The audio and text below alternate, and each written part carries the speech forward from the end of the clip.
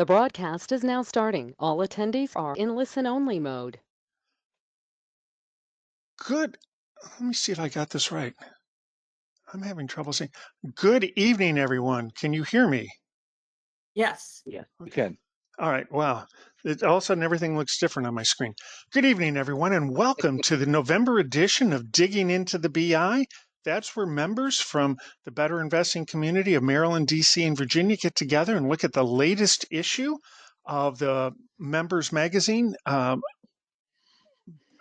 BI magazine, and we're going to be looking tonight at Cognizant, Albemarle, Brown and Forman, and then we're going to have a special presentation from the number one unpaid flack for Portillo's. For anyone who knows who that is, and you can tell by the laughter in the background. And this is our celebration of our 4th year. It was 4 years ago, November, that Kent, Cheryl, me, and Ken got our first run on this. So we're glad to have you here. See a lot of new names in the audience, so that's great. And let's get going. All right, here's our standard disclaimer that you'll see in almost everything that goes throughout our community. Is this is done for educational purposes. You should do your own review and analysis before selecting it. The presenters may or may not own these in their own personal portfolio or in their club portfolios. The presenters are not going to be endorsing or promoting any products, but they will be showing you some of the resources that they use to take a look at it. This will be recorded and it will go up on our YouTube channel either late tonight or tomorrow. With the election coming on, who knows, it may be the day after that. The next thing is I see some newer people in here, so just in case you don't know, we are part of the Better Investing community, and you'll see anytime there's a blue underline on these things, there's a hyperlink. Right now, we haven't been able to get the slides into the handout spot. So what we will do is we will send them out to you afterwards, including the 4 completed SSGs. So if you don't see it, don't worry. We'll send it to you based on the email that you gave us for registration. So here with the Better Investing is that we are, as it says with the underline number 1, is that we're an investment education organization. We focus on long-term fundamental investing. And all of our volunteers are from the Mid-Atlantic region, although we did bring in someone from Michigan to sort of help us out because we just were a little thin today and we decided let's bring a Michigander since they have nothing going on politically tomorrow. Um, Here it is. So this is the YouTube channel that everything will go up on. You can just go to YouTube and search under Digging into BI. As you can see, we have all of 188 subscribers. We'd like to get over 200. All of our presentations are organized, as you can see over here on the right-hand side, are organized into chapters. So you don't have to listen to everything. It will be broken out so you can just hear whosever presentation you're interested in. We ask in return for this free education program that you do 3 things. You like the video that you're looking at. You share the video with people either in your club or people that are interested in long-term investing, and please subscribe to the channel. That's how the algorithms work. So we would appreciate it. Troubleshooting, we were having our own troubleshooting here. We haven't had any questions about the audio or help in a while, but if there is the audio, you'll see it's generally on the computer audio that people are on their phone call or something like that. Don't forget the handouts, but of course we don't have the handouts tonight, so we are going to have to send them out to you based on your registration, but that's where they would be if we had them. So why do we do this? Well, we're all part of the Better Investing community, and we want to be able to show you how people that are beginners or people that are uncertain of their judgment, how to use the 2 main forms that are part of the Better Investing community, the Stock Selection Guide and the PERT Report. And we're trying to show you best practices of a long-term fundamental investor. If all of this, if the words Stock Selection Guide or SSG or PERT are uncertain to you, there's an underline there for a free 90-day trial to see their resources. This is a joint program from the 2 Mid-Atlantic chapters, the Maryland chapter and the DC regional chapter, which includes all of Virginia. And it's just to be part of our community in the Mid-Atlantic. But you do not have to be from Maryland, DC, or Virginia to be part of it. We welcome everyone to come on in, nor do you have to be a member of Better Investing to participate in this. This is free to anyone who shows up. So in just over an hour, we're going to give you 4 stock presentations that come from our community. The premise of this is that we want you to be able to see all the resources that are available through your membership in Better Investing. So we're going to have 2 that are the featured publications or the featured stocks in each month. So that's the stock to study on the undervalued feature. Those are for members only. And then we also have 2 other presentations we want to get from our community. It can be from personal experiences, the first cut, online screening tools. There's a heat map. Mid-Michigan does a round table. The Rocky Mountain does the model club.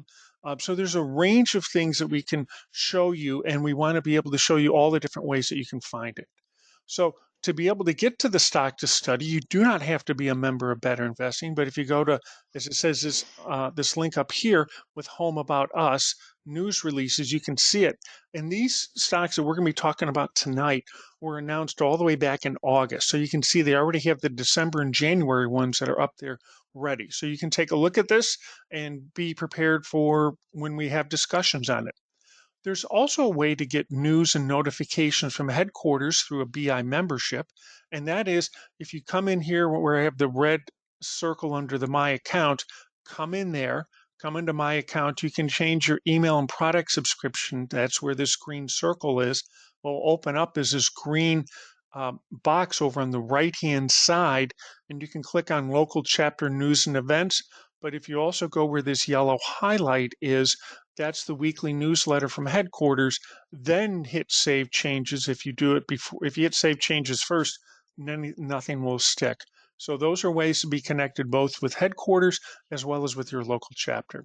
This is what you get from headquarters. This is a member exclusive. It's their weekly newsletter, and it highlights a lot of education that's going on nationally, things that are called ticker talk or stock up, places where people put in their completed SSGs called first cut reports, different stock ideas. This comes out at the close of business on Thursday. And if you signed up for it and you're not receiving it, check your spam filter. Here we have a couple ones that look kind of interesting that I've sort of highlighted. One is on charitable giving for individual investors and investment clubs. It's going to be on the 13th of this month. And then down here, they sometimes have some older ones that look kind of interesting. It was evaluate debt and risk with interest coverage if you want to understand those things. But go ahead and take a look at those things. In our community in Maryland, DC, and Virginia, we do have a Facebook page. It's a joint operation between the 2 chapters. You don't have to be a member of Better Investing. We need to put up more stuff. It's usually only one or two things a month.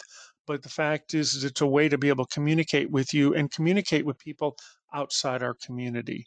So here's what happens with the Maryland chapter. You can see some of the upcoming stuff, and you can get to any chapter where the highlight is under our community, and you can check on local events. They just finished their own portfolio contest. They'll start it up again in January, and they just completed their own SSG class. An in-person one was last month.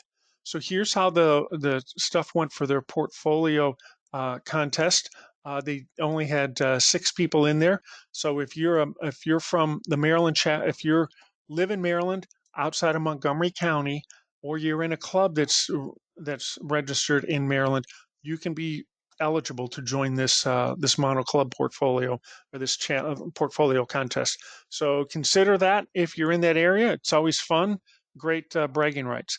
Cheryl, you want to tell us what's going on in the DC chapter? Yes, I do. We have every month Money Matters financial education programs. We've included more than just books. If anybody out there would like to see about reading and sharing a book with us that's of a financial nature, we would be glad to take you in.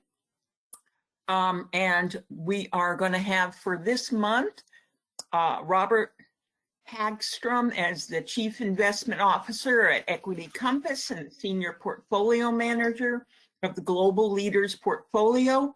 And he will be speaking about the Warren Buffett way. And this is on the 19th of this month, which is the 3rd Tuesday from 7:30 to 9 p.m. And please join us. It's free and open to the public. Thank you. And this is one of the 2 model clubs that we'll talk about. This is the Montgomery County Model Investment Club. There's a picture of some of us. We actually have a social gathering once a quarter with another club. And so we all get together. So that's a collection of all of us. We meet on the third Wednesday of the month. It's online. There's a hyperlink to it. You can also just use this email address to come in.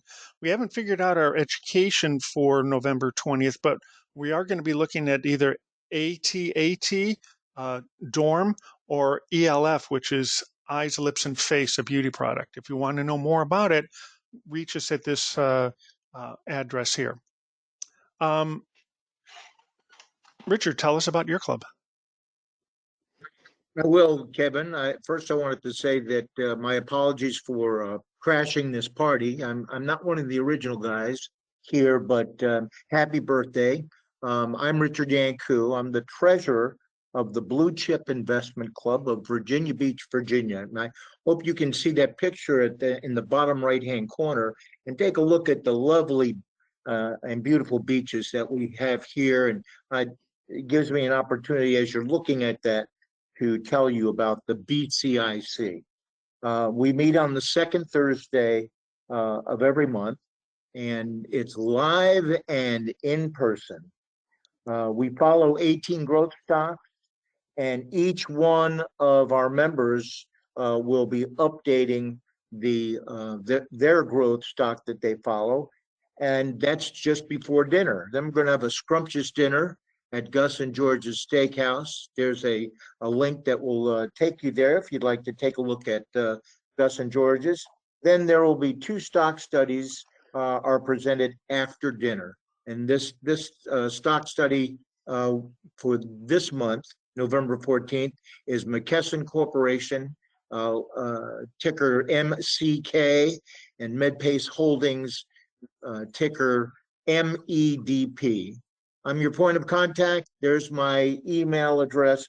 Y'all come down to Virginia Beach for some schmoozing and supping, and we'd love to have you. If you're anywhere around us in the Hampton Roads area or Tidewater, come visit us. Thank you, Richard. And here's our other presenter tonight. Mark, you want to tell us about Manifest and the stuff going on in mid-Michigan? I'm still thinking about that supping on Virginia Beach. That sounds like a pretty good deal. Good stuff. All right. Yeah, Manifest Investing. The elevator speech version of this is we are a website subscription-based service. I used to work for Better Investing. In fact, some of you may remember that I actually served on the Securities Review Committee, basically the company that selects the stocks for the magazine, for almost 10 years. So maybe sometime we can spend a few moments with that. It's a whole lot of fun. They really are like an investment club, going through and doing stock studies. But Manifest Investing is basically trying to take the lessons learned that I acquired and witnessed as a member of the Better Investing staff back in the 1990s, early 2000s, and turned it into the site manifestinvesting.com, which is, if you want to think of it, it's very much like a Value Line or a Morningstar service, only through the eyes of the modern investment club movement. So that's what we try to do. We offer a host of free programs. That's free. Anybody can attend them. Bull sessions are on Tuesday afternoons at 2 o'clock. The Investing Roundtable, I am a volunteer for the Mid-Michigan chapter of Better Investing. That's most always on the last Tuesday of the month at 8 p.m. Eastern time. We basically have 4 or 5 people coming together to name a stock and go through the analysis. Our rate of return is 17% since 2010. That's annualized. We just did our Best Small Company program. More on that here in a few minutes. And then we also run a stock selection challenge contest from Groundhog Day to Groundhog Day. And we have a lot of fun with that. If you have any follow-up questions, or if you just simply want to kick something around, my email address is right there at the bottom of the page, markr@manifestinvesting.com. And that's my Red Rabbit buddy there on the right. We'll talk about red rabbits here in a few minutes. I was going to say, the picture down in here, one of these is his picture from his college graduation, and the other one is one that he wore for Halloween, isn't it? Oh, I'm sorry. No, it's that one right there. That would be a more recent picture. Well, you've got all my highlighted hair covered up. There you go. So, glad to have you, Mark. So Mark and Richard will be our 30 I think, our 37th and 38th different presenter in the 4 years. So it really is a whole community Right. coming together. Cheryl, tell us about McNova. Did we lose Cheryl? Hope not. There we go. Thank you. The Model Investment Club of Northern Virginia, or McNova, was started in 2008. We currently have 14 partners. It operates for the everybody on the second Tuesday of the month, which will be November 12th of this month, from 7 to 9 p.m. And it's all online. There's the link to go to our club meeting. You can also dial in using your phone, and there's the number right there. We have not agreed on an education yet, so we have something in common, Kevin. But our stock to study will be Lamb Research, ticker LRCX. The point of contact email is right there below. And please join us. We have many of our members out there standing on a person's patio, back patio, but a few more folks tossed in for good measure. And we, again, love to have you join us. Okay. So Cheryl, tell us about this program. Okay, this is a program that was out there. It's been kind of renewed, and it offers for BI members, BI clubs, and people on the free 90-day membership program to check the logs and see if there's a club out there they'd like to join, or for clubs to attract more people to become members. And the decision's still with the person as to whether they're going to become a potential new partner, or with the club to accept a new partner. So it's not putting anybody in a bind, but it just gives you an opportunity to search what's out there. Back to you, Kevin. Okay. So since this is called Digging into the BI, we like to be able to look inside the magazine. The issue came out in early October. You can get it even earlier if you if you connected through your laptop or computer, tablet, smartphone, or electronic devices. Here's how, on the left-hand side, is how it looks on the app, and you can also just find it up on the in the members only section rather than waiting for the post office. So those are two different ways to be able to get it a little bit earlier. One of the things that we'll see is that anytime the featured stocks, the stock to study and the undervalued feature, they always talk about in the magazine article that there's additional information available for it. And so if you see where this red arrow is, that's where the analyst reports and other resources. That's sort of for those people that have been around for 20 plus years, that's where they had the sort of the stiffer paper in the magazine where they showed the value line reports. So you can see this for all of them there.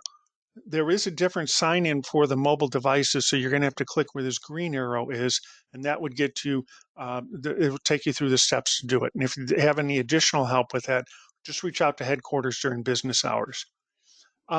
So there were some really interesting articles in the magazine this month, but I thought this one in particular, the cover story, was interesting because what they're talking about here is, and I was thinking this myself, is that there's so much information on even these discount brokers. I have stuff at Fidelity and Schwab that, there's a lot of information there, and trying to be able to make your way through it. So take a look at this article to see some of the things there, but there were two or three articles that really sort of piqued my curiosity, and take a look at them, because I think, again, as we're looking for more and more stuff, sometimes it's not always at our library.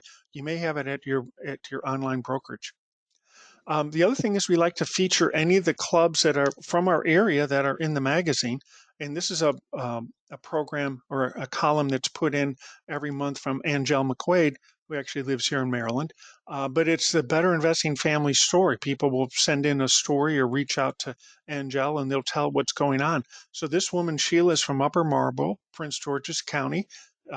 And she talked about a lot of the different things that she did. And I find it very fascinating to find people from our community, whether it's other clubs or individuals, to see how they're working. So take a look at that, and let's cheer on people from our neck of the woods. Finally, towards the end of the magazine, there's always a list of sort of upcoming free events or even paid events. And the two that sort of caught my eye, again, they consistently are putting out a lot of good stuff. The North Florida chapter and the South Florida chapter. They both have stuff that's online and free. Take a look at those things. Much of these other ones were already happened in late October, but take a look at those things as a way to get through it. Now that we've done all the preliminary stuff, let's get into why the reason we're here, which is to be able to look at stocks. We're going to have two stocks in core, although I think Richard's, because it's kind of tough, Albemarle is going to be in plus. But Cheryl, you're going to talk about Cognizant and tell us all about it. All right. Hi, I'm Cheryl Patterson. I'm the president of the DC Regional Chapter and a member of two investment clubs.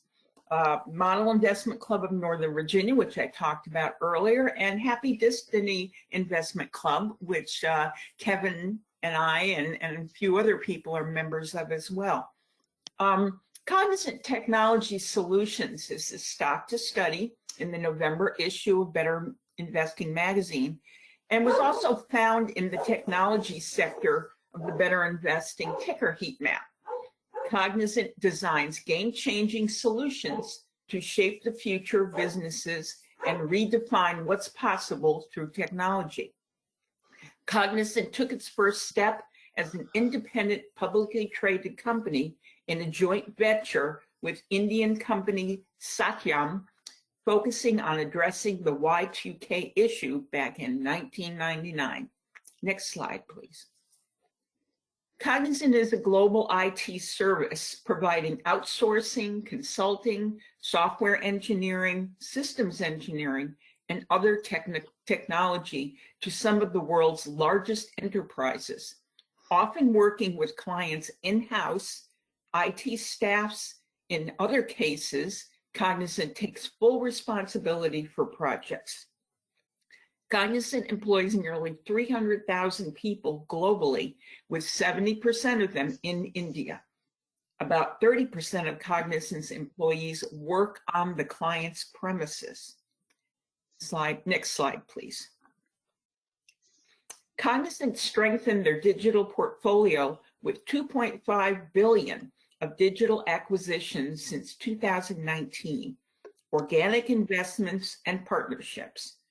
Cognizant refocused their digital business operation from non-strategic markets in Latin America and Africa to more strategic markets in the United Kingdom, Australia, Japan, and Germany.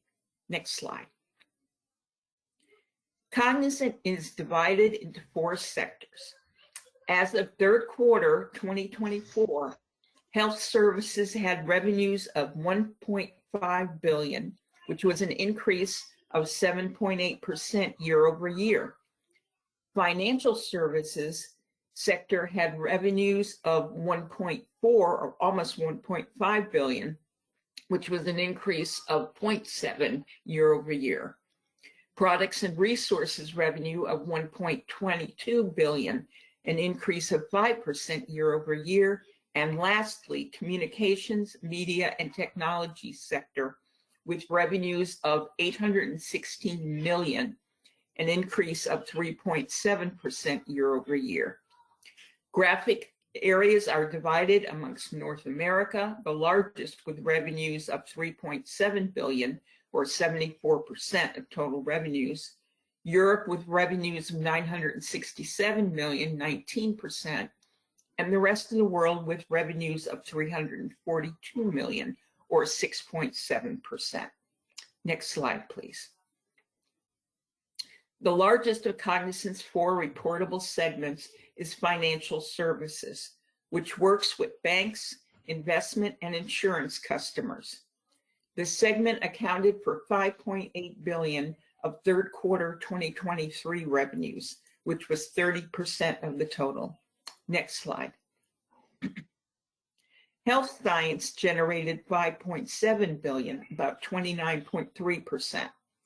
The segment's customers included pharmaceutical, biotechnology, medical device, and other life science and healthcare companies. Next slide. Products and services unit serves a large range of industries and produced 4.6 billion, or about 23.9%. The segment's customers include retail, consumer goods, manufacturing, logistics, energy, and public utility companies. Revenue from recently completed acquisitions include Belcam and Thirdera, contributed approximately 750 basis points to products and resources year-over-year growth in the third quarter of 2024, primarily in North America. Next slide, please. Communications, media, and technology produced $3.2 billion, about 16.8%. This segment's customers include media, entertainment, communications, education, information services, and technology companies. In 2023, consulting and technology services accounted for $120 billion, about 61.8% of the total. Outsourcing services generated $7.4 billion, or 38.2% of the total. Next slide, please. Bookings in the third quarter were flat year over year. On a trailing 12-month basis, bookings declined 2% year over year to $26.2 billion, which represented a book-to-bill of approximately 1.3 times. During the third quarter, they signed 6 deals, each with total contract values of $100 million or greater. Next slide, please. Per value line, Cognizant has a timeliness ranking of 2 and a safety ranking of 1. 1 is equal to the highest ranking of quality. Also, a financial strength of A+, price and earnings stabilities of 90. All are very high marks. Morningstar gave Cognizant 4 stars, which is a buy, and the current price is at 20% discount to fair value. Next slide, please.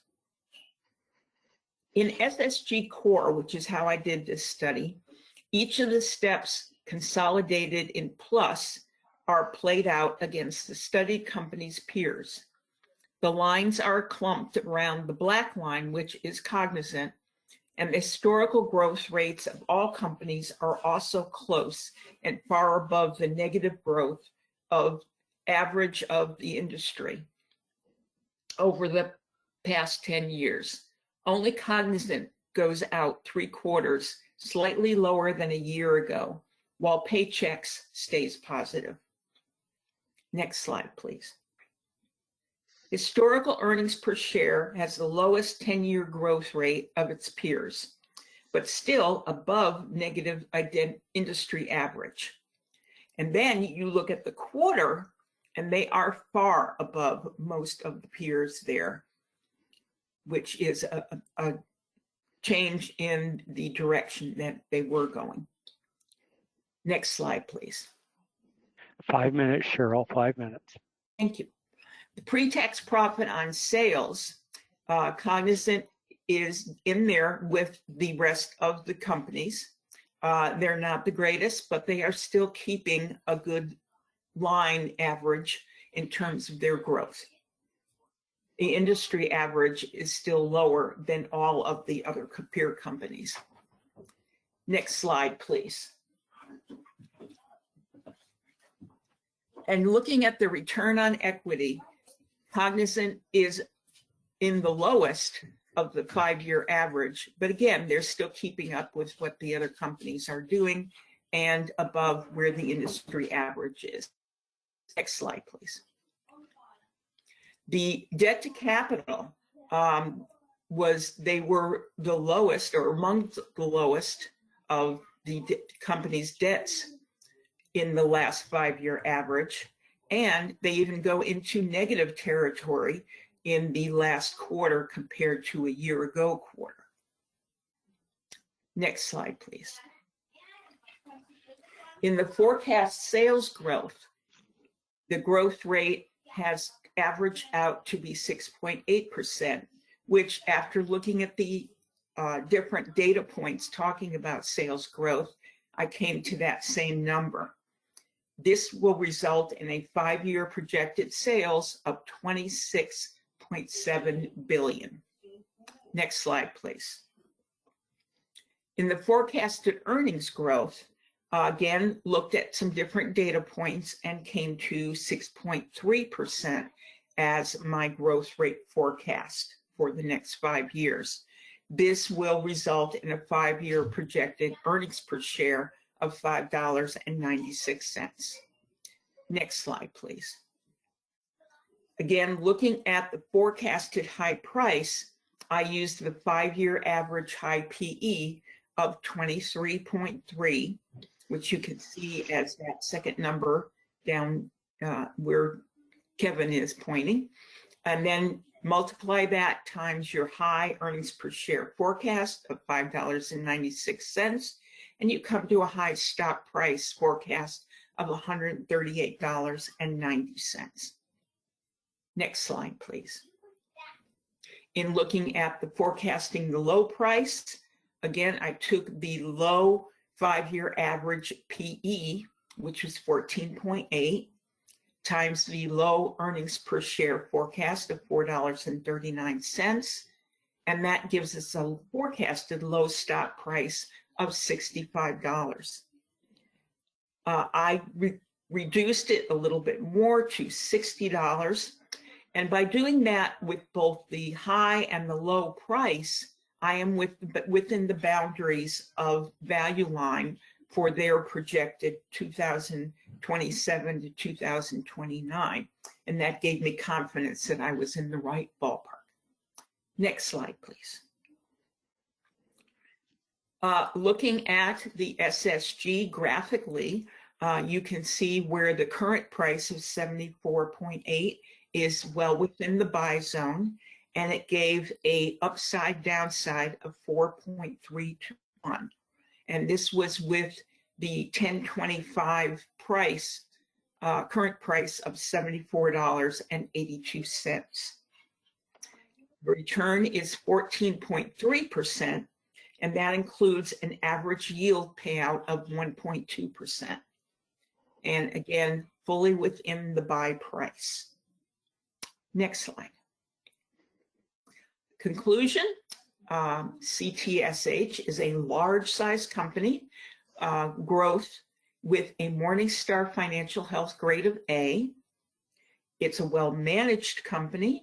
It's trading within the buy range, and it could be a worthy candidate to add to your watch list or put in for a limit order at the buy below price. There's still the current price is still about $74 and change, and it's still within the buy range up to $79.70. But if you bought below the $72.60, you would satisfy that upside downside ratio of 3 to 1 for 15% total return, hence maybe putting in a limit order. And that's my presentation. And I apologize for the background noise. That's my family. Glad to have him. All right, Richard, welcome to the fray. We look forward to hearing all about Albemarle. So take it away, Richard. Thank you, Kevin, and thank you for helping me along, making sure that my ducks are in a row. Hopefully, these ducks will stay in order and not wander off aimlessly. I noticed that the attendees, I see that the number of attendees, and there's at least a couple from the Virginia Beach area, and I wanted to say thanks for being here and supporting us here at Better Investing. Albemarle Corporation has been publicly traded on the New York Stock Exchange under the ticker ALB since 1994. It was founded in 1887 as a paper manufacturing company in Richmond, Virginia. Next slide. Now, how I found out about this was that I was researching this industrial giant because I was curious about the global transition away from internal combustion engines. There seems to be a big push in going that, and the government is providing money to companies to get into this area to help out the climate of our world, and by going away from internal combustions and towards other avenues. Albemarle is one of the leaders in green mobility, in the green mobility trend towards electrification. It is among the top 200 of companies attracting investor interest in the BI community. It's right now, as of 2024, at number 130. Next slide. Albemarle is now headquartered in Charlotte, North Carolina, and it has grown into one of the world's leading producers of lithium, bromine, and other essential elements. Its global footprint ensures reliability and speed of supply. The green blocks here are where specialty operations take place. The blue blocks are the top tier lithium assets through its brine operations in Chile and hard rock operations in Western Australia, which, according to Morningstar, are among the lowest cost sources of lithium production globally. Next slide. Albemarle engages in the development, manufacture, and marketing of specialty chemicals for various end markets, including automotive, energy storage, petroleum refining, consumer electronics, construction, pharmaceuticals, and other services. Albemarle and its joint ventures operate more than 25 production and research and development facilities around the world. As of the end of 2023, Albemarle serves 1,900 customers in approximately 70 countries. Next slide, please. Albemarle's operating segments are energy storage, which generated 74% of total 2023 sales. Specialties netted 15% of sales, and Ketjen, which is a wholly owned subsidiary that offers catalysts and clean fuel technologies, got 11% of total 2023 sales. Strong financial and operating performance of net sales is projected over a 5-year period, and you can see that as the third bullet underneath the big slide. Next slide, please. As the world continues to electrify, Albemarle Corporation is pioneering technologies that will drive greater energy density for increased range and reduced weight and volume, as well as closed-loop solutions for the lithium supply chain. Next slide, please. It's a whole new ball game, with lithium being used for parts manufacturing for EVs, from airbags to high-performance tires to materials that are lighter, stronger, and flame retardant. Albemarle's mission is to make travel safer for both people and planet. And let me point out that many people know that lithium batteries or EV batteries are heavy, and because of that, tires have to be special, and they have to be specially made. That's what our Albemarle's mission is, to make it safer. Next slide, please. I hope you like acronyms. EV stands for electric vehicle. GHG is greenhouse gases. And ICE, as mentioned before, are internal combustion engines. EV life cycle emissions are significantly less than ICE emissions. And lithium production represents less than 4% emissions. So you can see that from the graph on the left and the information that's presented on the right. Next slide, please. Because Albemarle is mining above and below the Earth's surface, they will sustain leadership in meeting the global economy's future demand for these essential materials. Next slide, please. Albemarle has set a high bar for quality products through its past performance. To maintain their edge over the long term, Albemarle will accelerate productivity programs and lower production costs through capital reduction. Next slide, please.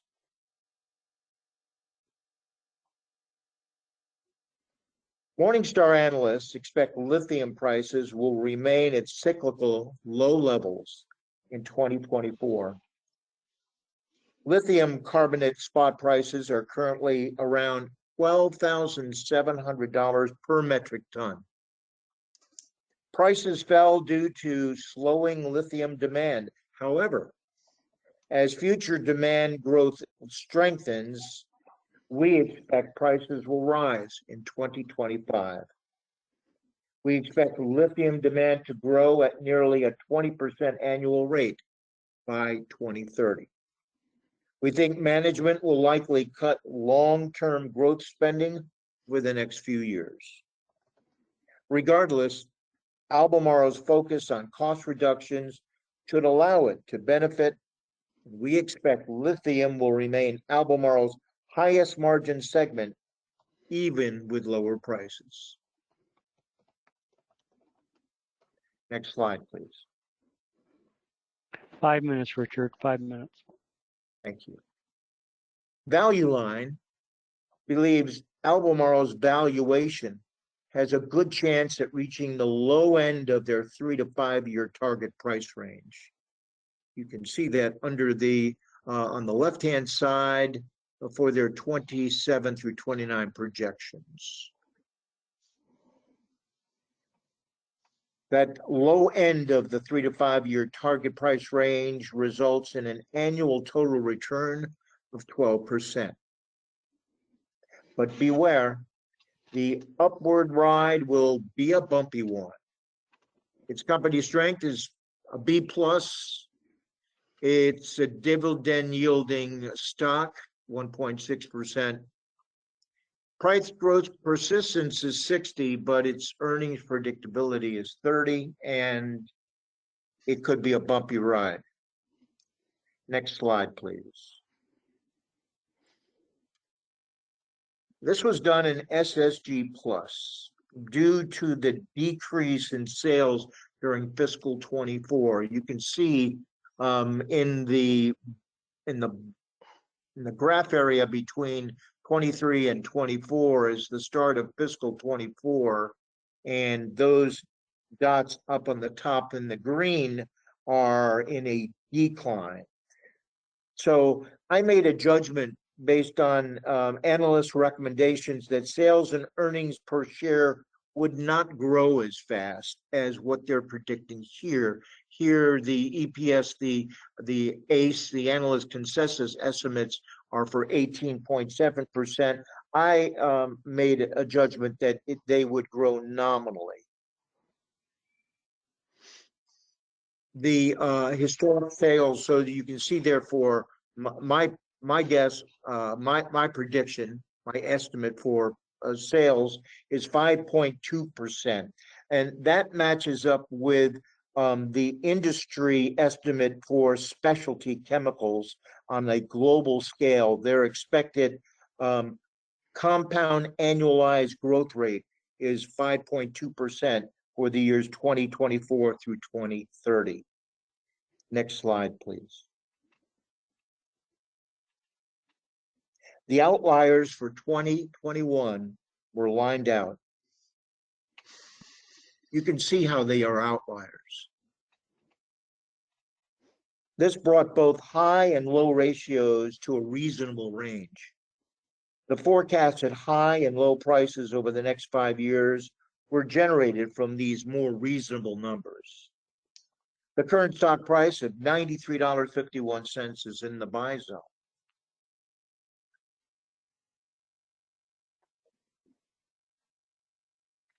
Next slide, please. 2 minutes, Richard, 2 minutes. Thank you. Annualized dividend yield increases the compound annual return to 25.3%. That's letter C. According to dividends.com, Albemarle has offered dividends for 30 consecutive years, and that's since it began trading on the New York Stock Exchange back in 1994. Next slide. Look at the left vertical bar. Albemarle's current price is well within the buy zone and would need to appreciate 30% more to reach $120.10, which is the top of its buy zone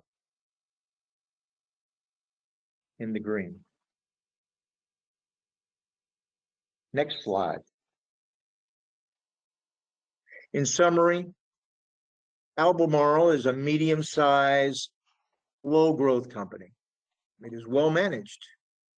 As indicated there up in the upper right-hand corner, the Wall Street Journal called it in 2023 best managed companies.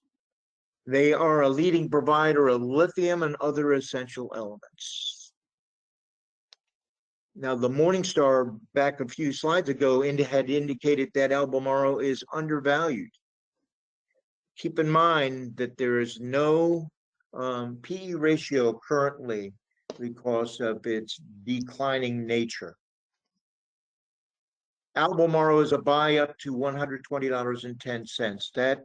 That is based on its upside downside ratio of 7.9 to 1 and a total return of 25.3%. I checked today's current price. Albemarle had gained 2.4% today to close at $100.57. I believe Albemarle is a worthy candidate for your consideration for you to take a look at if you so choose.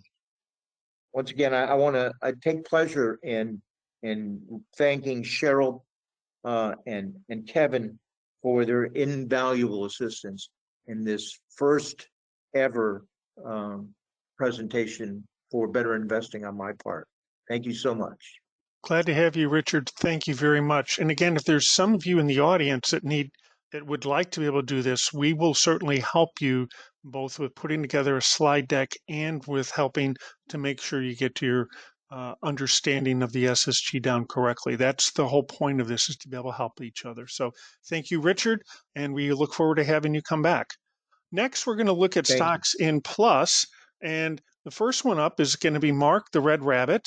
And then I'm going to come on out and I'm going to finish up with Brown and Forman. So why don't we just bring it over to Mark, who's been patiently sitting there saying nothing, which is a first, and tell us a little bit about, about NICE. Well, it's very hard for me to sit here, but Richard, very nice job. Very nice job. In Michigan, we hear about lithium thanks to all of our auto manufacturing going on in the region. So lithium is a pretty regular topic around here, but it is something for everyone to be aware of. Certainly some interesting opportunities out there. All right, so let's get underway here. Basically what I'd like to cover, first I'm going to start and just say, Cheryl and Kevin, when you guys were going through your slides, you were looking for an educational topic for future meetings. Yes. And I'm going to nominate the January effect. If you haven't covered that in the past, George Nicholson, almost every year, he was the founder of the National Association, now known as Better Investing. At this time of year, he would urge people to understand the January effect better. And I would say not only understand it, but recognize that the January effect now probably starts in September. And that's precisely what the Red Rabbits are all about. The Red Rabbits are our champions known as best small companies. These are promising companies that are really coming into their own. A lot of times at this time of the year, people do tax-related selling to capture losses for their tax returns. And what happens with the smaller companies is they get hammered in the fourth quarter. So you can sometimes identify an interesting company to keep on your radar screen and go after them. That's why Ken Kavula and I we do this every year. We're going to talk about it here. We basically are out there hunting down these best small companies. We're going to do that and focus on NICE. Next slide, please. All right, it's a bit of a busy slide, but again, the entire month of, well, half of September, all of October, we are out there scouring things, looking for ideas. And we'll look at things like lists, the Fortune 100 fastest growing companies.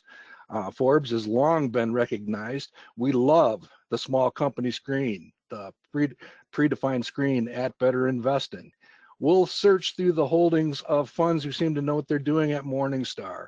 We will look at the motley fool small caps, and we'll basically go just about anywhere. This year, we were honored to have Kevin remind us how many opportunities are actually on full display in the Hoover's Handbook of Emerging Companies.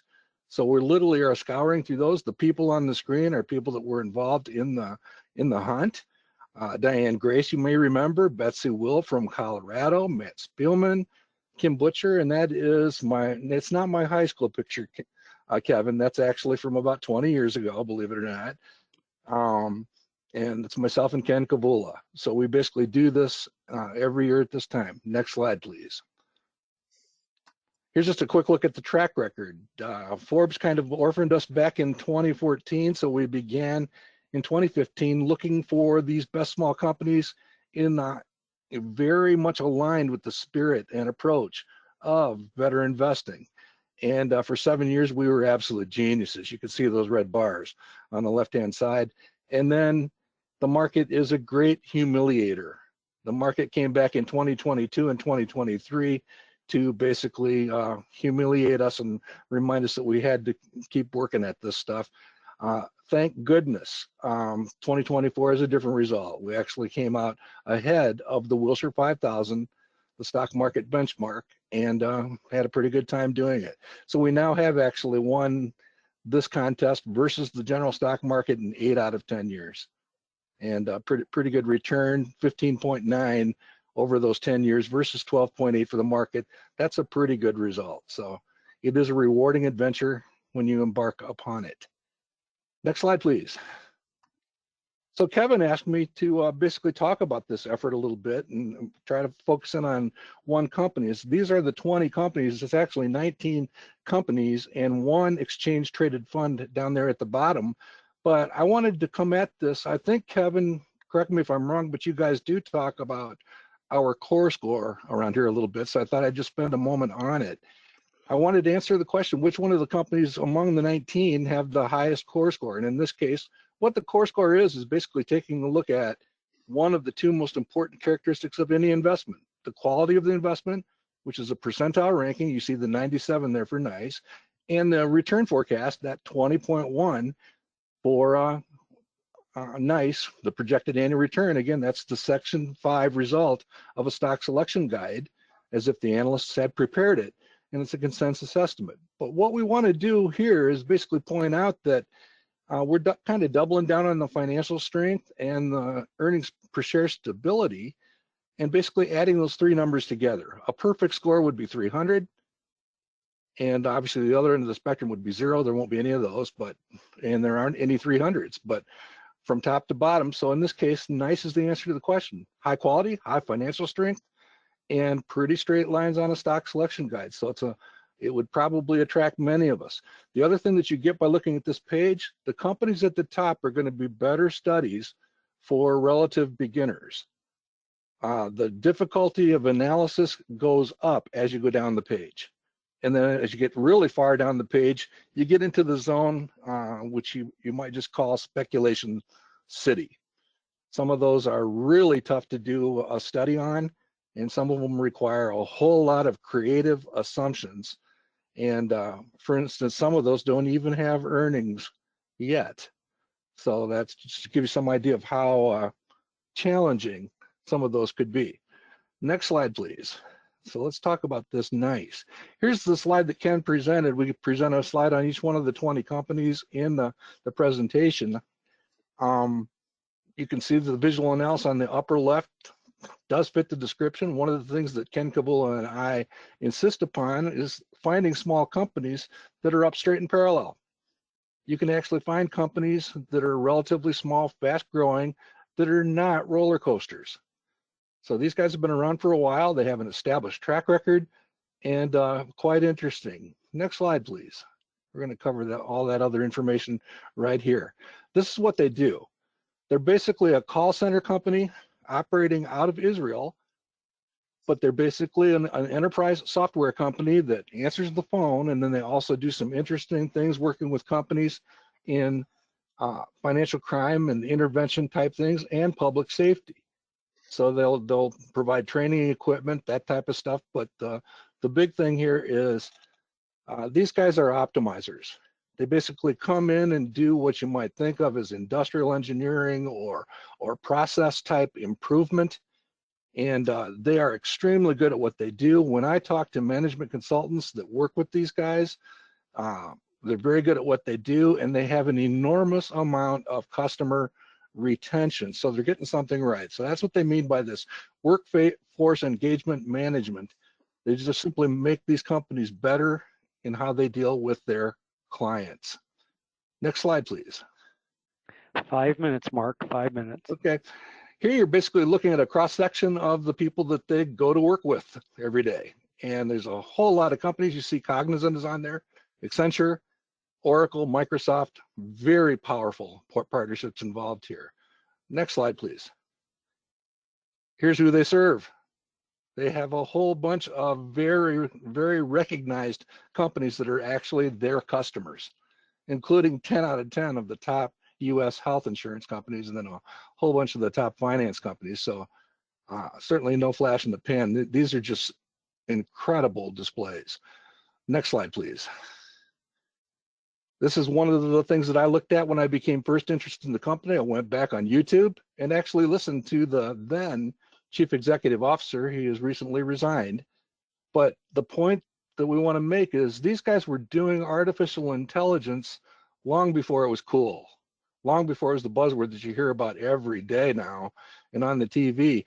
These guys are actually doing it. Again, the management consultants that I have talked to basically say, oh yeah, these guys, they've been doing it for a long time before anybody was talking about it. This basically is pretty good proof. 6 years ago, talking about it. Next slide, please. Here's a look at the value line. And again, as many of the other presenters have covered, we're looking at a company in mid-single digits for their annual total return projection out in their 3 to 5 range. You can see that Morningstar is giving them 5 stars, making them a strong buy. They have come down from a stock price over 300 into the mid 100s, currently right around 170. So there has been a little bit going on, and their corner of the world's a little bit turbulent, and that's really sugar-coated. They are located in Tel Aviv, so they have some rough days. All their customers are global. I'm sure they have staff all over the world, but they do have their headquarters in Tel Aviv. Next slide. Just a little bit of look at the price action and how they've been slacking off a little bit over the last couple of years. You can see that the price seems to have stabilized a little bit. There are some perceptions that perhaps the conflict is approaching an end in the Middle East. Who knows? No one does, but that could happen. But a lot of downward price pressure. Is it an opportunity would be the question. Next slide, please. And here's the context of looking at it in terms of the up straight and parallel company that it is. You can see that that stock price has been in that downward trend. We believe that anytime we see a company firing on all cylinders with those graphs, those trends, those trajectories, all going in the right directions, and the stock price going in the opposite direction, it's just getting better looking from a stock selection guide perspective all the time. Next slide, please. Can't argue with this one, basically from the SSG software that shows a company that's making a lot of the right moves. That's definitely up straight and parallel. I'm using about a 12%, the analyst consensus following the company, about 12% for the sales growth projection, 17% for the earnings. The reason that they're achieving that or projected to achieve that is they're doing higher margin activities in some of those law enforcement and safety areas that they're expanding into. So higher margin business being added every day. One of the things that you will find if you end up scratching your head as you go through the data, I use value line data almost exclusively when doing these charts. For this one, I had to actually go in and manually enter the data because these guys have a fairly substantial difference between their reported earnings and using the conditioned earnings, the non-GAAP earnings. And if you see that difference, that's the reason. That's the reason. I tend to like to focus on these conditioned earnings because I'm really looking to understand the business model and the core operational performance. That's why I like the value line condition numbers. Next slide, please. 2 minutes, Mark, 2 minutes. Yep, another thing that you can also look at is just how's the profitability over time. Pretty good stuff. And again, I think that this gives you a pretty good look at the operational profitability over time. You can see a little bit of the bump with what's going on in the Middle East, but a projection of a return. Go ahead, next slide, please. All right, just another moment of how exceptional this company is. What do the banks think of them? And one of the most powerful measures of what a bank thinks of a commercial client is the interest rate they charge them. And here you can just simply take that $5 million in long-term interest, divide it by their mortgage, which is that long-term debt, and you get 1.09%. Anybody out there want a 1% loan these days? And notice, they've got some debt. Would you pay it off if you had the choice? So again, very powerful context. Next slide, please. So again, looking at the PE average, it's been yanking around over time. I do think you can make a case for it moderating and kind of gliding into a mid-20s situation. I do like to look at the big charts, Market Watch one on the bottom there, the one up at the top shows you a PE that looks like it's ranging between 21 and 34. So, something in the 20s makes a lot of sense to me. Mid-20s for the average PE. Next slide. Here's a look at my conclusions for the company. 12% growth, 25% net margins. All of that adds up to a projected return somewhere in the low 20s. That PE is probably a little bit conservative, but I'm okay with that. This company has been hammered by the events going on all around them, but they continue to fire on all cylinders. And it's looking pretty attractive. So next slide, please. I think I'm running out here. One last item to cover. I think it's my last item. There is an elephant in the room. Their CEO of over 25 years, the guy that was on that slide with Jim Cramer, he resigned a week after I completed my first study on the company. Only thing I could find wrong with the company at the time. And we do like to point out that that second graph on the upper right, that's basically stock selection guide results over time. We refer to it as a chronicle. We've got the return forecast at a multi-year high. So that elephant in the room has been solved a little bit. They hired a pretty well-recognized and respected guy from FAP, which is probably going to come in handy with some of the initiatives that they're currently launching. So the current CEO is sticking around through the end of the year, but he's handing over the reins at the end of the year. I believe that's my last one. Oh, just the company logo. So nice. It's a good study. There still is a lot of uncertainty with what's going on in the Middle East, but definitely worth some attention. So thank you, Kevin. Sure. Thank you, Mark. I know you'll make sure to invite me back with about 10 hours worth of notice. So we understand that. Oh, I was thinking 6 hours. 6 hours. Okay. Well, what you're going to get is you'll get this stock. I'll do Brown and Forman. So, okay, hi, everyone. I'm going to talk tonight about Brown and Forman. It's the undervalued feature for this month, and let's just sort of get into it.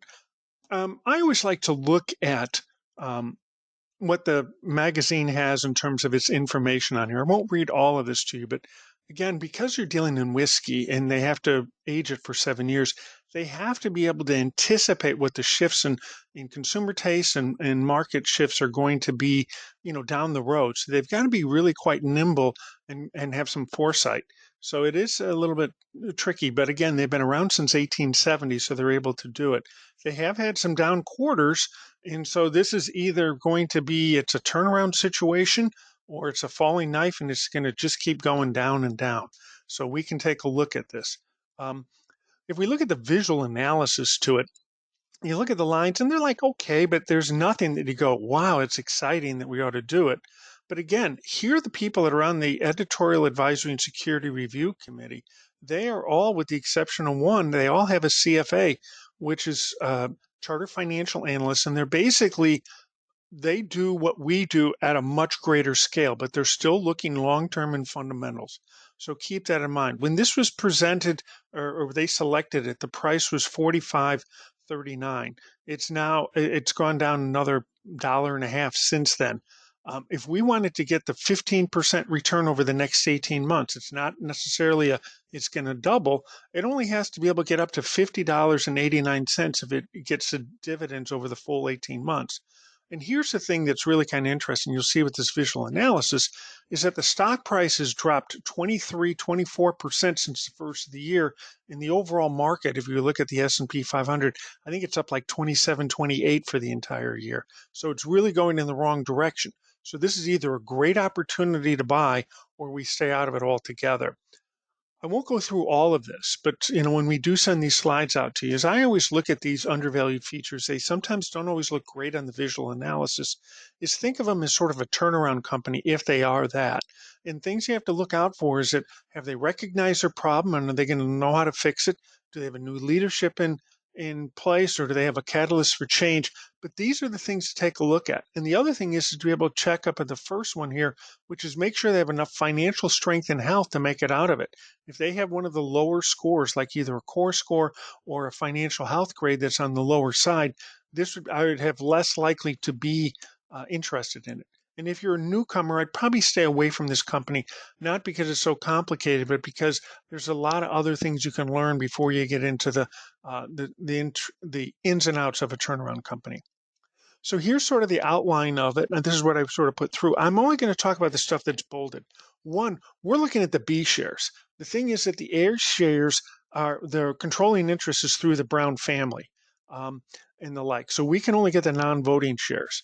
So they've been around since 1870. Their first product was Old Forester and the like. But here's the thing, their financial health grade is a B. Here's what Mark was talking about with the quality. It was a 92. If we add up that and all the others, this is a core score of 286. So it's even higher than the 280 that Mark just showed us with NICE.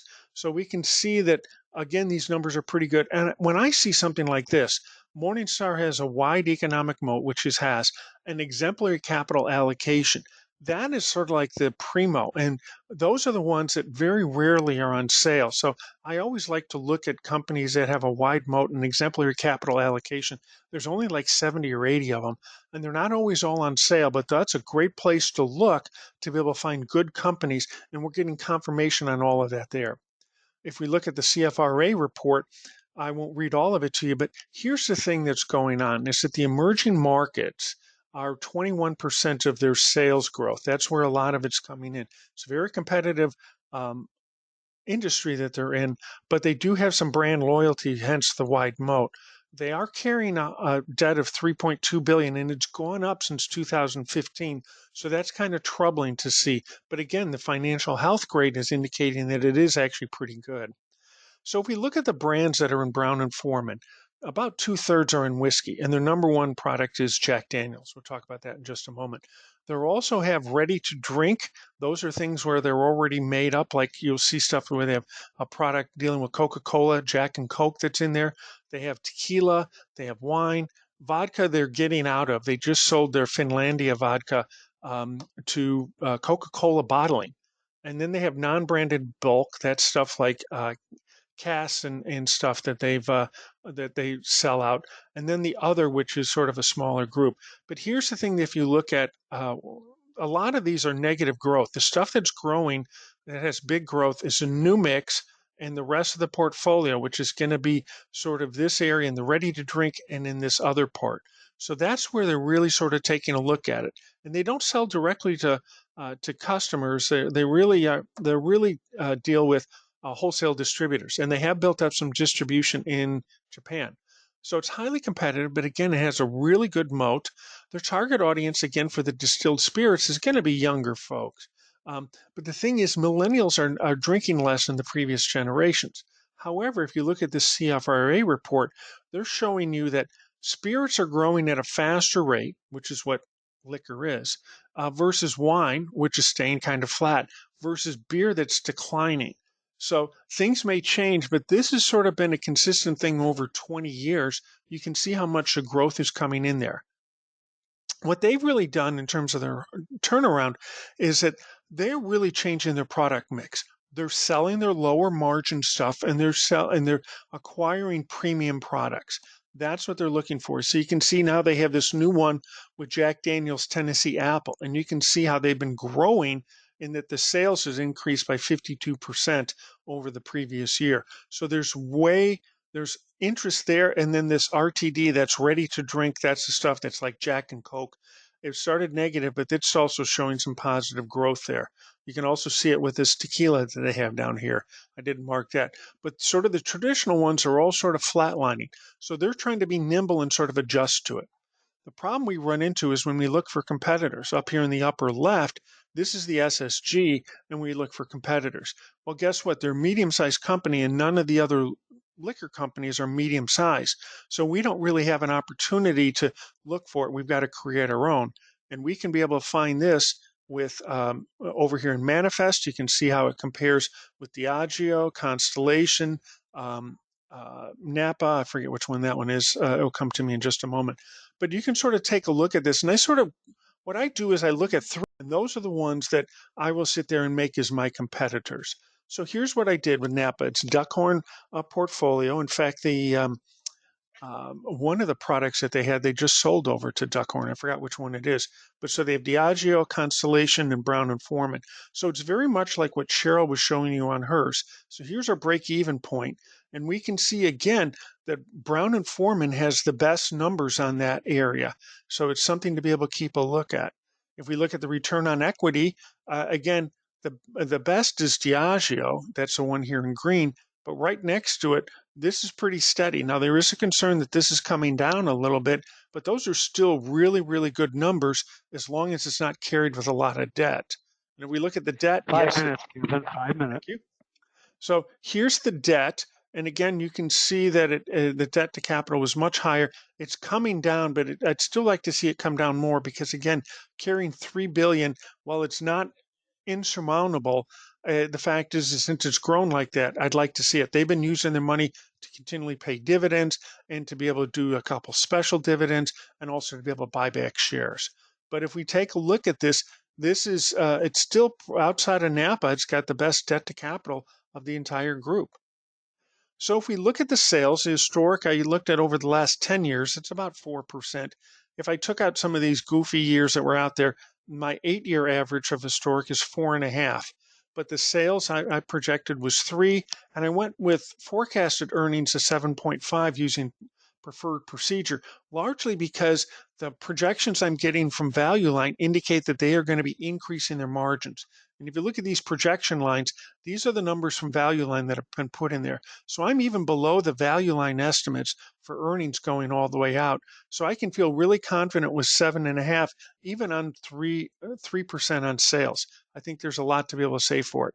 If I look at the earnings on this, the historic earnings on the back side, we can see I took out these more recent years. We've gotten really kind of high PEs. They've been collapsing a little bit. And I think these may be the more historic numbers for what's going on. So on the 5-year average, it's there. Here it is, it's selling at 21.1. And that, when you compare it to, it's selling basically even below the historic average for that. So again, this is either a great opportunity or it's a falling knife. So if we look at some of the things here with the high and low prices, I sort of took those same numbers and just sort of plugged them in here. And I'm getting a high of 95.3. The current price is 43. So we are going to get this doubling that we're looking for. And I also can look at it both against the with the forecasted average. I add up these two numbers of 31 and 20, it gets a 25 and a half. And it's still selling below that number. So I get this as a buy, but sometimes I look at this as kind of a tweener. And again, my question is this: will Brown and Forman be able to turn things around? And again, they've shown ability to be able to trade off or sell their lower margin stock, and they're trying to get more premium brands that they get that higher margin on. And if they continue doing this as they have for the last 4 or 5 years, that will be the way that they can do it. So if I look at this in terms of the 5-year potential, I get a upside downside ratio of 3.8 to 1, a 18% on the high side. I think it's a buy up to 46. And while I took this 30%. That's basically as things continue to grow, I think the payout ratio will get down to where it's been generally in the mid 30s and stuff rather than these in the 40s. So as a conclusion, I think it's a medium-sized, slow growth company. It's going to have above average. These aren't great management metrics, but they're good. They're above average. Hope resides in this sort of the change of the product mix, change of consuming product consumption patterns, that they're going to stay nimble enough. They've done this over the years. The total debt is at $3 billion. If it stays steady, that's okay. It still is a little concerning to me, but it is undervalued whether we look at historic data or we look at the projected data. I think it's a buy, like I said, to get to 3 to 1 and 15% return. It's a buy up to 46. It's selling on Friday at 43 and 43.59. So it is a tweener. There is a concern that the sales have been declining for 7 straight quarters. But again, I think as I showed you in those new areas, the ready to drink and sort of the mixes are going to be able to help sort of drive things. So that is my conclusion. Now that we've gone all through this, we want to be able to sort of look at the life cycle and sort of see where everyone has these stocks on this continuum. So a lot of you that are regulars will know this. This image shows up in the digital handbook, but it really is a quote from T. Rowe Price, where he talks about earnings of most corporations pass through a life cycle like a human, where they have growth, maturity, and decadence. And here we can see all of us are over here. Cheryl, if you want to tell us why you picked that location for Cognizant in the mature growth side. Well, Cognizant, in terms of years that they've been operating, is definitely a mature growth company. However, they've got some new ideas. They're definitely into AI, which is the coin phrase right now. But they're doing very well with it, and they're doing very well with their customers, staying with them. And a lot of that has to do probably with the learning curve and the cost of seeking another company with different programs. But that's where I put them because of that ability to kind of change themselves around and be a little flexible. Okay. Mark, why do you have this location for NICE? Kind of a similar answer. I mean, when you've got 10 out of the top 10 companies in a particular customer segment, it's pretty hard to get number 11. So there is some maturity there. However, they are much like Cognizant, expanding into some other areas. So they are attempting to, I assume they prefer that stabilization line to that decline line ultimately, but they're somewhere in the mature range. And again, they are a relatively small company in terms of a 12% plus growth rate, but it's I would put them somewhere in that range. And by the way, I would also note that some of the other companies that we mentioned are down closer to that intersection between the red ball and the green ball, at the bottom of the list of companies that we put out. That's why they're more challenging. Okay, thank you. Richard, tell us why you picked this location for Albemarle.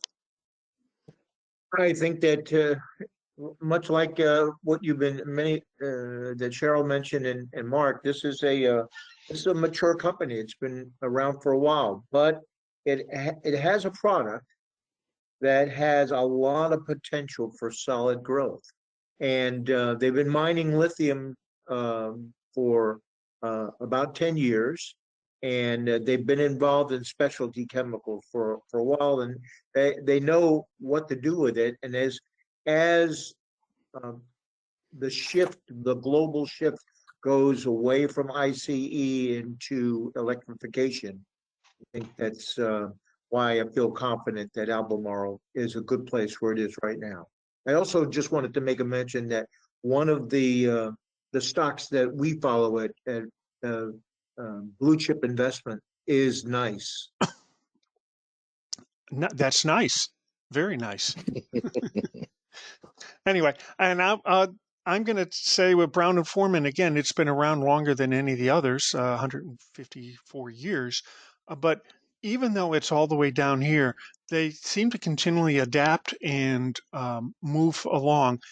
They have had some down stuff. Again, it's a high quality company, but it's been beaten down, and you have to sort of make that decision if you think that the changing habits are not going to change, are going to continue, or if they're going to be able to find that growth in those emerging markets, which they call Brazil. Uh, I think they have Poland basically as a proxy for all of Eastern Europe, and also Mexico are some of the areas that they're looking for their growth in there. But even this is the first time we've had all four of them in the mature growth. You can still get you can still make money off of these mature growth companies. So now that we've been doing all this chatting, Cheryl, do you want to release a poll or should I do it? Let me see if I can.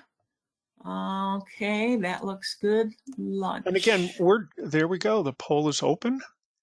And Release the Kraken. where the Kraken has been released, that could scare some people. Let's not do that. Okay. But again, our whole thing here is that we're not necessarily looking for the one that's the best to buy right now, but which one has intrigued you enough that you want to be able to do further research on your own. I can see we're at about 50% of you people voting. We'd like to get a few more. Yeah, well, I'm glad someone finally voted for mine, so yay. Well, Kevin, while people are voting, I think that whatever is happening, the dynamics of alcohol consumption, something is going on. Many of us are very familiar with Boston Beer, the Sam Adams company, and they just got murdered a couple years ago by the amount of product that they made in a certain area. Anyhow, I think it's fascinating to watch. And the other point I was going to make, Duckhorn did get purchased. Napa actually got bought out recently. Okay. And it was a stock pick from your convention. That is correct. That is correct. Dashboard. Yeah. Okay, so we're at 74%. Let's see if we get any more. Let's see if we can get to one more vote to get over 75. Let's do it. All right, let's close it out. And we can share the results. Are you able to, it says share, I can't see the results. Can anyone else see the results? Yeah, I can see it. Probably because I started it. It's 34% for Cognizant, 23% for Albemarle, 6% for Brown Forman. And Mark, are you ready? You won the night with 49%. Hey. See, if you hang with this crowd, you win. I think it was those red hairs. Do you believe in miracles? He doesn't have red hairs. He has white hair. What are you talking about? Oh, red rabbits. I'm sorry. I thought but they I were know he hairs. said red hairs, but I'm not going to give him credit for red hairs. I'm going to give him white hair. Once again, I come in last place. I almost feel like I'm the Mark of digging into the BI. Mark's usually in last place in his own roundtable and stuff like that. If that instead of that being liquor, if that had been maybe something like maybe a company that does cannabis, I think that's more like a Gen Z thing. Yeah, we definitely do a lot better with okay. Constellation, doing both. That's right. Well, cannabis is having some effect for All sure. right, so let's just sort of take a look and see what kind of questions we have here. We've had several of them. First, let me see. Let me go up to the front here. Carol was asking, yeah, we haven't been able, there was some kind of glitch that we couldn't put the handout, so we're going to mail those out to everyone who's registered.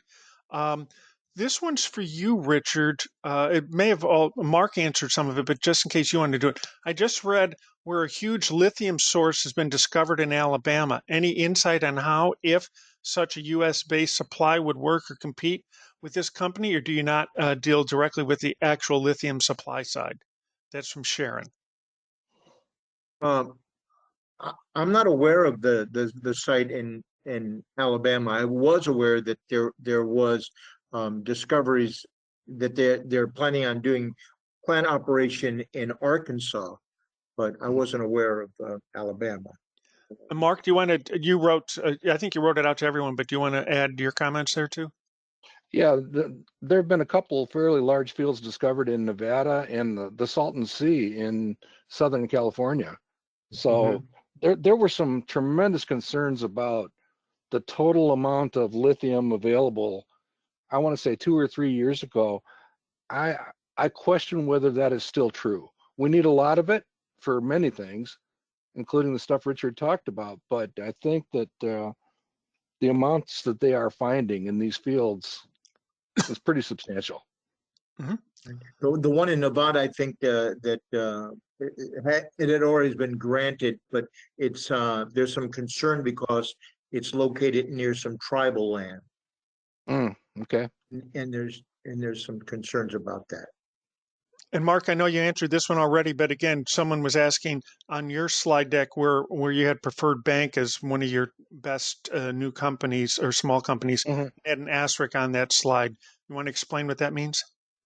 Yeah, it simply means that it's not covered in the Value Line Standard Edition, about the 1,700 companies that are in there. Preferred Bank is a fairly recent discovery, pretty formidable bank. If you look at return on assets for banks and you speak that language, you will not be disappointed with Preferred Bank. Okay. And then this one's for me. David Turner asked, Brown and Forman, what caused the price drop? Is there something that can be fixed? It was actually the drop in sales. They were the sales were dropping. And if you look at the quarterlies on the quarterly data in the SSG, you'll see it had 7 years of downward sales growth. And again, what's being fixed is that they're moving out of the low margins, they're going into higher margins. They're creating things like, the Jack and Coke, the pre-made stuff. Some states allow you to do that. Other states won't. Overseas, there's other things too. And again, they're really working on building out those emerging markets where, again, about 21% of their sales are going. Again, this is predominantly a whiskey company. 2/3 of their income is whiskey. And if people are not consuming whiskey, then they have to find other ways to do it. David also asks about Brown and Forman. It's good financial management. Is it good financial management to borrow money to pay the dividend? God, I'm having trouble tonight. Anyway, it's while they don't have to. Are you hitting the Brown and Forman bottle tonight, or what? I am. Yeah, be the first time in many, many years. Field research. Field research. My days of field research in this product line are over. Me too. It's Anyway, the George Plimpton method. Exactly. So I don't think it's good financial management to borrow money to pay the dividend, and they don't have to. They have enough cash on hand to be able to do that. And not only that, but they're what's called a dividend aristocrat, which is that they've increased their dividends every year for 25 years. In fact, they've done it for 40 years. When you get to 50 years, you're a dividend king, and they've been paying a dividend for 80 years. So I don't think that's a good thing to do that. And again, the financial health grades and the core score all indicate how stable they are. Sherry asks, again for Brown and Forman, a lot of competition from growing market of small craft whiskey makers, which are private companies, so that they don't have all the information on the competition. Okay. All right. They do have some of their own craft stuff. Their biggest whiskey competitor is Jim Beam, which is owned by a Japanese company called Suntory, which has a couple other product lines as well. Let's see. Sharon is saying, sorry, it was Arkansas. Yeah. Okay. All right. Right, it's the smackover, what's called the smackover formation. All right. We can also look, if you want to, you can raise your hands and you can ask any of our attendees what you have. You can just raise your hand and we'll open up the stuff. We've gotten through all the questions. That was good. We actually had more questions this time. Normally we get like nada. I don't see any more It's questions. So let's just got a keep. few Midwesterners in that audience today. Yeah, we have MRI guy here too. Yeah, saw that. You know, it's got to be cool. So here's again, if you have any questions or outreach, here are the ways to be able to find us. Is at the Digging Into BI. Here's our Gmail account for that. But if you're in the Maryland chapter and want to reach out to them, there's the spot to do it, the DC Regional. And these are pictures of all the people that have done presentations for us as we all met at BINC in May in Chicago. So again, we've had now with Richard and Mark, I think we're at 37 and 38 or 38 and 39 different presenters. So again, we're looking for other people come first of the year. We'll help you do it. Please let us know. If I see regulars here, I'm going to start sending emails to you to be able to help out. If you want to, you can join our mailing list. We only send out stuff like once or twice a month. It's educational in this. And again, you can find it here at betterinvesting.org, chapters in DC Regional. You don't have to be in the DC Regional. You don't have to be a BI member. Just come here, fill it out, and you'll get the notices. Cheryl, you want to take care of this line since Ken has departed here. yeah, he's got to get up early in the morning. Yeah, me too. Yeah, the chapter volunteers are a very important part. I had a lady from a social system that I'm part of asking me if BI has any hiring, and wrote back and said, no, we're pretty much, most of us are volunteers here. And if you would like to enter our chapter or the Maryland chapter as a volunteer, we would greatly appreciate that. There's a lot of little things that go into the events that we do, and we really need people to help continue what we do and providing things like this. Yeah. So, yeah, and again, the best way if you want to be able to learn about investing is to be around other people that are doing investing, and so you can learn new skills, improve your own stuff. And we like to get together in the DC chapter, and we like to have potluck. So if you like eating and you like talking about investing, come join us because that's what we're all about. So next month, we're going to be looking at the two featured stock will be Kinsale Capital Group and then Yum China Holdings. And we got two more that will be to be determined. In fact, I see most of those people are in the audience tonight. Ken, Lisa, and Brian are in there. I forget who my fourth is. Anyway, that's where we are. We also have all of these listed up on Manifest dashboard. It's free. You don't have to be a member of it. Here are the different ways that we've done it. We have winning selections and the ones I broke it out by each year and then by stock to study and undervalued feature. It's interesting. The undervalued features were doing better over the years. Here's a link to all of them. Again, you can also come up here to see it. Again, it's free, no subscription. You can be able to find them and take a look at it and sort of track them and see how they've done. And that is it. I see stuff flashing. Do we have another question here? No, I think that was just Cheryl saying goodbye. So Enjoy any your other? day tomorrow, Cheryl. Yeah, I think she's already left us. So here's a link again to the YouTube page to be able to find stuff. Again, we'll try to get these handouts out to everyone. Hopefully I'll get this out there pretty soon. Mark, thanks for helping out. Richard, you did a great job. You did so well. We're going to promote you to doing it again in about 5 months or so. How's that? Okay, that sounds good. I'll Cool. be on the look for something that's more up and up than what that I had done. What you did was just great. And I think a lot of people were thinking about it. So keep it up. Kevin, Brian is clarifying that he's presenting Robert Half. Oh, That okay. probably means something to you. Yes, it does. Yeah. Okay, I'll check with him and make sure that I have everything right on that. I may have actually put the wrong ones in there. Who knows? Anyway, look in your Better Investing magazine under Welcome and About Us. You'll be able to see the news releases, and maybe I have the wrong ones in there, and we'll get it all corrected. So that's it. Thank you very much for joining us, and we will see you next month when we dig into the BI. Good night, all. Thanks, Kevin. And people in the back room, when you leave, just hit leave. Don't leave for all. I'll stay here to make sure everything goes. Hey, when you leave, before you leave, Mark, Yes.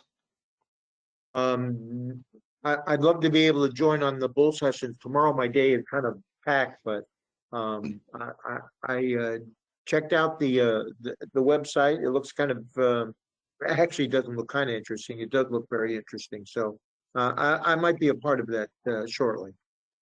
as Oh, well. okay. Just send me an email if you need any, if you want to test drive or whatever you want to do. Okay, we'll do. Thanks so much. And thanks for letting me be a part of this, Kevin. You're very welcome. Okay. I think, let's see, how many more do we have left here? I can just quit. Yeah, you can or just, not just quit by yourself.